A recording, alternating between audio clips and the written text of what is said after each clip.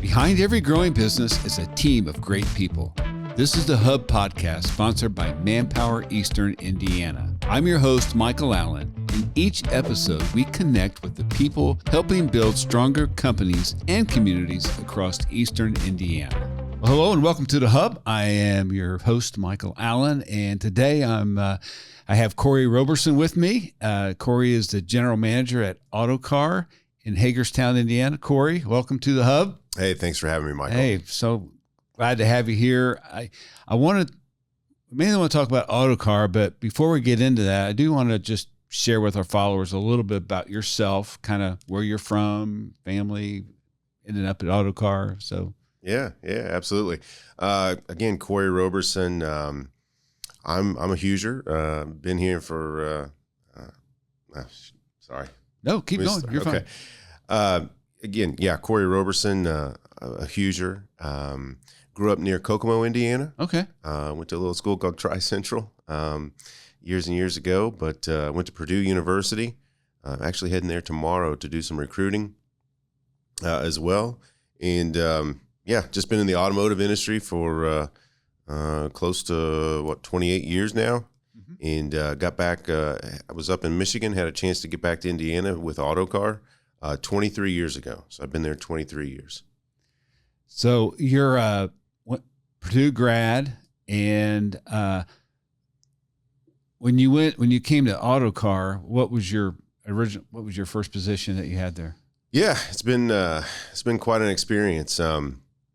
Autocar's allowed me to grow as an employee and sort of a professional. But I started on the floor in a supervisor role, worked that sort of to an operation manager role. And then from there, started learning the entire different sides of the business. So spent some time in sales, spent some time in service, spent some time with engineering, just a number of different things just to try to learn all different facets of the business, as well as purchasing and procurement, and then kind of culminating here with this general manager, right? So we have two facilities, one here in Indiana, obviously Hagerstown. We also have one in Alabama, in Birmingham, Alabama. And so the one here in Indiana, I'm the general manager, and I handle everything on the operations side. So, plant engineering, supervision, materials, production, all the assembly, sort of the flow of material in and out with planning and procurement. So a number of different things. And we just try to say, everything within the four walls, we kind of do, under our guidance. So what was your field of study at Purdue when you first decided to go? Yeah. Studied industrial management with a minor in manufacturing engineering. So really you kind of got into what you thought you would. I mean, as far as, you went into a field that you had envisioned when you first started. Yeah. Now when I first started at Purdue, I thought I wanted to be an electrical engineer. Okay. And then I switched over into this industrial management type role and kept a little bit of the engineering with the manufacturing engineering. And since then, all the jobs I've ever had, I'm sort of in the automotive or that sort of realm, if you will. Yeah. Well, I'm going to take just a quick step back, and we always like to ask on this podcast if you can recall what your very first job was. So you're talking like teenage years? Yeah, just when the government decided they were taking taxes away from you. Well, I detasseled corn. My very first job. Very first day, didn't understand. How much energy and whatnot you would need. So I got up. I remember this like it was yesterday. Got up. My mom, woke me up. I was 13. And she drove me to the location. I think it was for Pioneer that first summer. And all I had was a Nutty Bar for breakfast. And by 10 o'clock in the morning, I was dead, just dead. And I literally thought I wasn't going to make it Even our crew boss didn't think I was going to make it.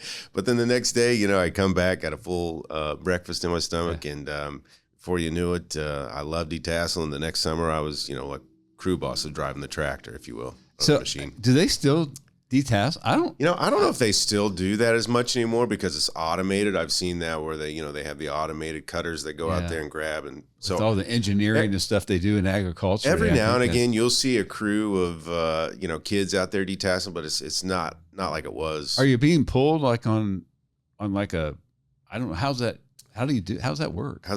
I don't know what that piece of equipment is called, but it's basically a tractor that has baskets in it, like long arms that come cantilever out from the middle, and then they have baskets that hang down, and then like two people stand in a basket, and one's on this side, one's on this side, detasseling the corn, right?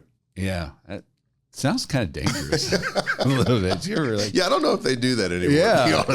Yeah. Well, I mean that's interesting because I think I had some friends like when I was high school, whatever, that would do that. During the summer, and it was a good summer job back in the day. So long hours, and I was more of a lawn mowing type of guy back in the day, and I'm still mowing yards to this day. Is that right? Well, at home. At home, yeah. So you told us a little bit about your current role, and you've been with the company 23 years. So give us a little bit of an overview of Autocar in general, the products that you make, and kind of we'll start there, I guess. Absolutely. We started here in Hagerstown in 2003 with production. And early on, we made a product called the WX that evolved into the ACX. This is used in the refuse industry. Actually, the city of Richmond was probably about the second year we were there, probably 2005. We sold the city of Richmond a handful of units, for example. Richmond Recycling Center has one of the ACXs that's been on the road for 20 plus years. But anyways, started with the refuse side, and that's sort of the core of our business. And we've just expanded from there. I think it was 2008, we started the ACTT, which is the terminal tractor. And that's what we build currently in Hagerstown. Okay. They call those yard dogs? Yard dogs, yard mules, number of different things. But so they're used at distribution centers and whatnot to move freight, on a trailer versus, a semi. Just, they call them shunt trucks. Yeah, there's several in town. You see quite a few of them. Yeah, it's funny, like you have big fleet customers that might have, an order of 100, 200, 300, but 50% of that market is onesie twosies. Okay. So they're kind of all over the place. I think it was 2012 we started with the ACMD, which is kind of a little brother, if you will, of the ACX. So it can be used in the refuse industry as well. These are the refuse trucks that we build are cab over. So the cab sits over the engine. So that lets you do like the front loader where the arms come down in front and it picks up and goes over the back of the truck. All right. You can do a side loader, do a rear loader as well, but the cab over is kind of our niche. And we have the ACMD, like I say, is a smaller version of that, also used for like Elgin sweepers. And then recently, in 2019, we started the DC. So that's more the conventional truck that you would see like for a dump truck. A concrete mixer, for example, and that one is built in Alabama exclusively. All right. The first three that I talked about, we built them all here in Hagerstown. Currently, we just build the ACTT and the ACMD here in Hagerstown. But that's a pretty big market, isn't it, for those? I mean, for what for our ACTT, we have been as high as we've been over 3,000 trucks in a year that we've built. The market itself is probably somewhere around 8,000 trucks or so a year. All right. Again, that varies. Sometimes 7,000, sometimes 10,000, but somewhere around 8,000 of those trucks a year probably. So you're not making the units currently that the waste management trucks or whatever. Is waste management were they or are they a client or? Absolutely. Okay. Yeah. Absolutely. So we make all those 4 trucks that I just talked about. Our plant in Hagerstown makes the ACTT and the ACMD. The other 2 products are made in Alabama. Those are larger trucks, bigger trucks. We have 2 buildings there. Okay. On the campus, and both of them are about 500,000 square foot. Here in Hagerstown, we do a lot, but we do a lot in 120,000 square foot. Yeah. So it's quite a bit different. And we just, as we grew, and as we've grown as a company, kind of needed to expand. Yeah. I mean, there's a lot of, in Wayne County, that was your building was Perfect Circle. Perfect Circle, yeah. At one time, and which was a huge employer in this community years ago. And there's a lot of buildings that have been repurposed, and you can get into those buildings fairly inexpensively, but then there's limitations because you didn't build them specifically for that purpose. Exactly right, and that's why our assembly line looks a little bit the way that it looks. Like now you would build it all in a straight line or just a U shape, but because we've had to cram this in here, ours kind of looks like a paper clip. Yeah, I mean it's. Times that I've been there and seen everything, though, I mean, it's as old as it is. It's a pretty nice building. Overall. Our building works really well for us, right? Yeah. Like, again, it lends itself to those smaller trucks. I mean, if you talk about wheelbase, the ACX is, can be 209 all the way to, 254 inches. Mm-hmm. Our trucks that we build are like, 116. Okay. So it's smaller, right? So it lends itself to the trucks that we build here at Hagerstown pretty well. Yeah. When you weren't doing the yard mules, when you were making like the other vehicles, normally it was just a chassis and then the cabin, and then the other part would be put on somewhere else, right? Is that like that would hold the refuge or whatever? Is that the body? So we would build a truck and ship it to, and we still do this again in Alabama, but we would build the truck, ship it to Heil or whatnot. But now we've sort of evolved the industry to bodybuilder integration, and there's certain refuse trucks that we build and we essentially mount everything. So there's roll-off trucks. And we have the ability now in our Alabama plant that if you want a roll-off truck, for example, we can build it. And with a partnership with some of the different body companies, we'll mount that piece of equipment there on the truck and send it directly to the customer. So how many employees do you have in Hagerstown at this around approximately? But how many do you have there now? Approximately. Yeah. So, on the floor, we're trying to get back to 85, and possibly we'll be even higher than that by the end of the year. It's one of the things you and I are working on. Yeah. And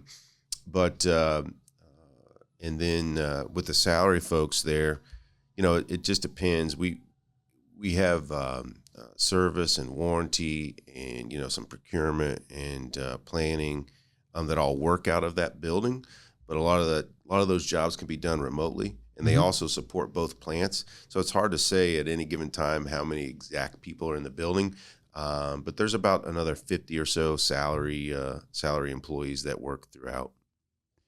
How is so? I mean, I think you're still a pretty young guy, but you've been there 23 years. That's a pretty good body of work. And so Thank you. How have things changed just in your like 2 decades that you've been there from, when you're there on the line? And I mean, how has the vehicles changed or maybe it's not changed that much? I don't know. I mean, what's, it's a great question. How we've built them has changed a little bit to where we've used a little bit more technology or newer, new tools and whatnot that we use. But that's pretty much stayed the same. I'll say what has changed the most is probably 2 things: the amount of customization, and all the technology that we're putting on these trucks now, to where some of it's quite advanced. You have, a number of different things to where we're trying to, what's the right word? Collision mitigation. Okay. For example, all the way through telematics and whatnot, so that you can see how that truck is doing. 24 hours a day, 7 days a week, how it's running. A number of different things there. Just all the new products that have come out that help our customers, from fuel mileage to hard braking events to you name it. We put it on trucks. So that's changed quite a bit. I would say the other thing is again, just COVID and the pricing structure and the pricing and cost structure. Always trying to look at just creative ways to source things. Yeah. It's funny. I can't tell, I've done several of these podcasts now. It's always interesting how COVID works its way into the conversation, because it really changed the employment picture dramatically. I think, especially in our area, a lot in a negative way. And I think we're just still trying to recover from that quite a bit. You mentioned stuff about the customization. I mean, you kind of tout that. I was kind of just looking at the website, and that's a selling point that Autocar makes, I believe, if I read right. The customization that you can do for your clients, and you're willing to do that. Yeah. And so I'm sure that's a niche that you're able to fill. It's probably our biggest selling point, to say, everything that we do is custom and custom built, and also just the fact that we listen to our customers, right? Mm-hmm. Like we joke all the time. One of our owners and president, Jimmy Johnson, who used to live here in Richmond. Yeah. If you wanted a wood grain steering wheel, you'd get a wood grain steering wheel. You know what I mean? Yeah. And so it's one of those things that we take a lot of pride in, is being custom built. Also our service and our service network, and just sort of our mantra of always up, meaning, we never want the truck to be down in the field to where it can't run. So we do a lot there from a direct standpoint. Call us 24 hours a day, 7 days a week. We'll help you get the truck back up and going. So right now, you're locally, you're on a kind of upward trend as far as, your production needs and whatever. And so I guess if you're interested in working at Autocar, what are the kind of things that you're looking for an employee to bring them in the door? I assume right now those are going to be more production. I'm not assuming those are going to be more production roles, but kind of just share with us kind of what are some of the things that you feel are important for somebody that when you're looking for someone to come in and put them out on the floor and do the work, some of the qualities and skill sets that you feel is necessary for these folks. Yeah, absolutely. I'd say one of those is, the ability to learn. Mm-hmm. And what I mean by that, just to be clear, we only build a handful of trucks each day. I mean, even if we're at our peak at 10 or 12 a day, that cycle time is still, 40 minutes. Mm-hmm. Right now we're building about 5 a day, so it's like an hour and 20 minutes or so, an hour and 10 minutes. So if you can think about that station and where that person was working at, there is a lot that they do in that hour and 10 minutes. It's not a factory job to where you'll, push a button, install something, push another button, right? It's much more hands-on, and there's, 3D models, videos, 3D models, a number of different things that we use to help guide those employees through, say, hey, install this, install that, do this, do that, torque this, whatnot. So the ability to learn is a big one, because it, which I love, because combined with the customization, like no two trucks are ever the same. So you're never bored there, right? It's not the same mundane task of, doing the same thing over and over, right? So I think that's one. Sort of a willingness to grow. There's times where, maybe you'll work in a station, 2 weeks, 3 weeks, 4 weeks before ever even learning another station. Mm-hmm. But we like to try to rotate people through so they learn more than just, one station, if you will, or one job. And then, show up ready to work, have sort of a winning attitude. And I say that because, we're a small company. Yes. We compete against Peterbilt, Mack, Capacity, Kalmar. These are large companies that we're competing against. So sort of this winning attitude or trying to win is huge for us because we're competing against the big guys each and every day. Yeah. Any other ability to learn and, dependability, reliability? I mean, those seem like they're pretty given, but they're, it can be tough. Yeah. Finding those qualities of people. For from sure. a personal experience dealing with just hiring people every day. I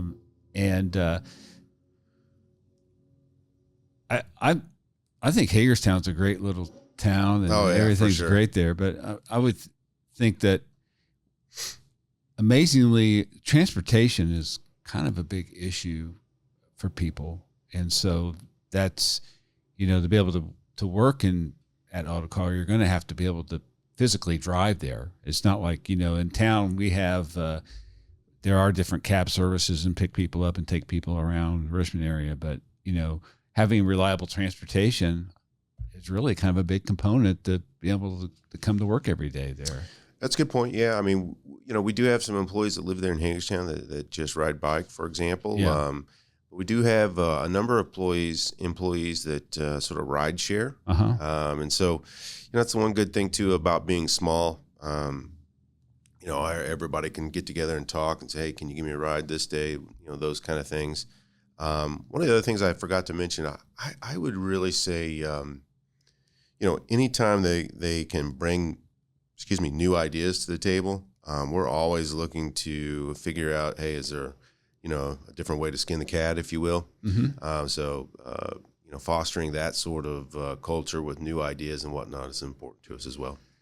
There's not a lot of, unless you go drive maybe an hour or so away from our region, there's not a lot of, I don't believe, companies that do the same kind of work that you do. Right. Now, if you had the old Carpenter or Wayne Works, whatever, they probably, when they were making buses here in town, if you had somebody with a background like that, they probably could have some really good carryover skills to bring if they weren't there for whatever reason. But that industry's been gone so long that there's really not there's not a pool of people that work there that, I mean, my dad worked there and he's 80, going to be 82 this year. Right? So, I mean, it's like, it's not, that workforce is aged and moved on. They're not part of the pool that we can take from. So is there some type of work that somebody's done that in this area or that work experience that they have that would be applicable to what you do locally? If it's like, hey, if you have this kind of experience, I think you ought to apply to come work for us because I think you've got the skill set that can carry over to us. Yeah. And maybe hopefully I'm saying that. No, I got you. I understand, the question. There's so many different things from a manufacturing standpoint that other companies do that we do similar, right? We do very similar work as well. But I also think that so if someone has previous experience at any sort of automotive or any sort of manufacturing, we can figure out a way to use that. But I also think that here in May, we've got a number of people getting ready to join the workforce coming from high school. Right. And some of those characteristics that I'm talking about, some that you mentioned, the dependability, reliability, we look at it like we'd love to teach someone new these sort of skills. I'm talking about the manufacturing side of things once they were to get started. So I think there's a number of different things to pull from there. The Wayne bus company you just spoke about, actually our first employees came from there. I'm sure. We used to call them the dirty dozen, like the first 12 employees that we started with. A number of them, probably 6 or 8 of them, came from there. So we were very fortunate starting out that we had a lot of that experience, or had a lot of similar ideas like that, from people's previous employment. But I think there's things that are out there now that'll translate over to what we do, especially, like I say, the ones coming straight from high school. A lot of what we do is just working on the computer, working to find the 3D models and those kind of things. I think those guys might be a little bit better at than some of the others. So I'm hired to come in and work on the line. I'm new. So what's the kind of the first couple of days going to look like for me? Potentially, where on the line might you put me since I'm new today, and what's those first couple of days going to look like? Yeah. Well, it depends. If we're hiring in a big group, we have a training center that we'll put you through for the first day and a half to 2 days, where you just learn how to use a torque gun, for example. You'll learn the different parts of the truck. This is the frame rail, this is the cab, those kind of things. If it's just sort of a onesie-twosie type hire, we will put you on the line with another employee that has been there for a while, and we'll go through, here's how you find the bill of material. Here's how you work the computer. Here's what you do to click on to get this image to pop up. And then slowly but surely, hey, here's how you do, here's how you install this fuel filter. And what is torque? Well, we explain torque, and it's, use this gun, it'll shut off when it reaches torque, those kind of things. There'll be some quality inspection that's done, but slowly but surely get you up to speed. Again, like I say, some of these jobs, like I say, are hour and 10 minutes. So it's not like you can learn everything in one day. Yeah. So it's kind of like piecemeal, right? So that's why, it'll be I'd say it'd be a good 3 or 4 days before you'll do the entire job the first time by yourself. Yeah. Okay. Great. And there'll be someone there with you. What are, kind of wrap things up, what are some of the benefits of being an Autocar employee? I mean, as far as, besides just having a great place to work and kind of making kind of a cool product, as far as benefits and that kind of stuff, what are those like for Autocar? Yeah. Well, currently we're starting out pay at $18.50. Okay. I mean, obviously that goes up based on tenure and such with the company. And then, your standard, just like a number of other employers, we have insurance with vision, dental, et cetera. And then, again, like I say, great place to work, sort of a good community atmosphere. Like I say, I've been there 23 years. Somewhere you can establish a career and the longevity of Autocar. Autocar is the oldest nameplate in the trucking industry. Started in 1897. So we've been around forever, and that's our goal, is to keep things here in Wayne County as well as our plant in Alabama. Yeah, absolutely. Any other? I may have missed something. Anything else that you want to share about the company or about opportunities there? Or it may not be, but I just want to make sure we just catch something if there is. Just check out our website. We do have, like I say, we're working with Manpower currently on some of the hourly and production folks that we're looking for. I think I mentioned earlier, I'm heading to Purdue tomorrow, do some recruiting for some salary positions. So there's plenty of opportunity there for anyone listening, and we'd love to have you. Yeah, great. Well, thank you for sharing that. Yeah, it's autocartruck.com, right? Or is it autocar.com? I get confused sometimes. Yeah, the website. Name of the company is Autocar, but the website is autocartruck.com. Yeah, so they've got a lot of good information on there, so check that out. Cory, thank you for sharing. You did a great job today. He's got a great voice for nervous, this venue. But, I do appreciate it. Yeah, I really appreciate you having me on here, and hopefully this helps Manpower, helps Autocar. Yeah. Well, appreciate what you're doing at Autocar. And so, hey, whatever platform you're watching or listening to, please help spread the word, like, share, and subscribe. Thank you very much. Thanks for listening to the Hub Podcast, sponsored by Manpower Eastern Indiana. If your business needs great people or you're looking for your next opportunity, contact Manpower Eastern Indiana today.